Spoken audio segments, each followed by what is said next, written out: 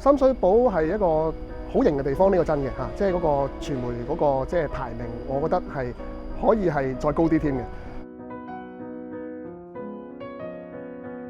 好多以為咧就係深水埗港鐵站嗰個範圍就係深水埗區，其實唔係嘅。深水埗咧喺西邊開始講咧，去到昂船洲都係深水埗，跟住殺到去美孚啊，跟住就荔枝角啊、長沙灣，咁當然深水埗係啦。跟住右邊嘅話咧，即係東面咧就去到石硤尾啊，甚至上去到又一村又一城咧，都係深水埗區。咁所以深水埗嗰個地緣好廣闊。深水埗嗰種型咧，唔係話佢淨係有啲好靚嘅鋪頭，或者有啲好型格嘅人喺度行。其實佢嗰種底蘊、歷史底蘊啦，加上咧佢嗰種人民嗰種素質。其實深水埗區有好多歷史古蹟嚇，因為又有啲廟宇啦，三太子廟啊、北帝廟啊，有配水庫啦，係咪？有嘉頓中心啦、饒宗頤文化館啦，等等等等。香港嘅發展，我諗深水埗你明，即係唔係中環啊，或者唔係港島區嗰種嘅節奏，變咗呢一度咧，好似係70、80年代嘅香港，好多外國人啊，甚至係香港人都好嚮往嗰種懷舊懷緬嗰種感覺。咁呢一度咧就令到嗰種嘅氛圍就好特別啦，又有舊又有新，咁所以係一個好酷嘅地方。頭先你問我嗰個詞語，我諗係多元咧，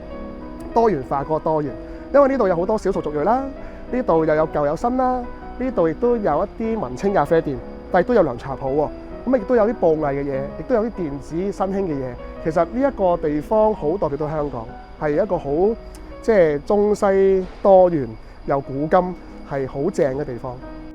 其實我10年前已經喺深水埗咧有啲嘅地區工作，咁但係咧近呢5年咧，我就喺2個嘅活化歷史古蹟嗰度去擔任啲顧問工作啦，包括饒宗頤文化館啦，同埋嚟緊將會開幕嘅前北九龍裁判法院。咁因為呢2個古蹟要活化啦，咁變咗我就差唔多日日都喺深水埗區咧，就叫做